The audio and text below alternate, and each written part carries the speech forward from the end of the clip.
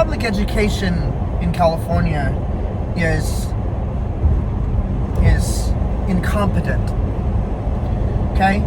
And the reason it's incompetent, in my view, and there are many reasons, I'm going to touch on one, is that there is an inherent covert theme or strategy or belief that the school system can help every kid. And you hear No Child Left Behind, you hear equity, equity, equity. But the truth is that students, however young they may be, are sentient, free will thinking individuals. And they can exercise that free will at any given moment. They can choose not to access the curriculum provided for them, if it's provided for them. It's not always provided for them.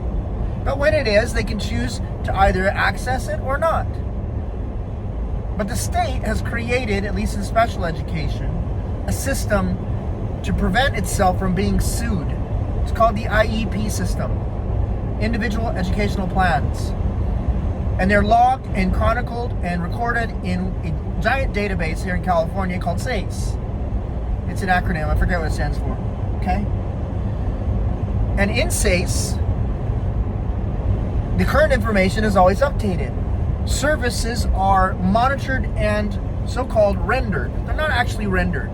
What do I mean by that? I mean, if you were a fly on the wall and you were in a classroom where Johnny is getting his push-in minutes because he's low in English or low in math or whatever, 9 times out of 10, this is my figure, it's not data-based, that's not data-driven, okay? But my opinion, 90% of the time, you'll find a student either on his phone, right? Or talking to his friends when he should be accessing the information from another teacher sitting right beside him. But the problem is, well, there's many problems. So one of the problems is that child, Johnny, does not want to be singled out, one, and Johnny does not want to access the curriculum, doesn't care.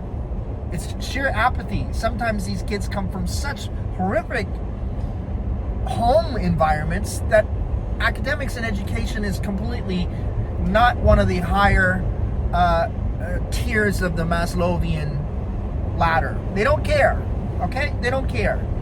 And so what does the state do to protect themselves against people that might sue them on Johnny's behalf?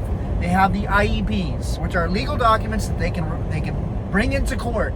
So when Johnny's mom, wakes up from her sober stint and she says, hey, Johnny's not getting educated, he's still reading at the 3rd grade level and he's in 10th grade, why? I'm going to take you to court because you're not helping him, and he's been in special ed since 3rd grade and he hasn't improved.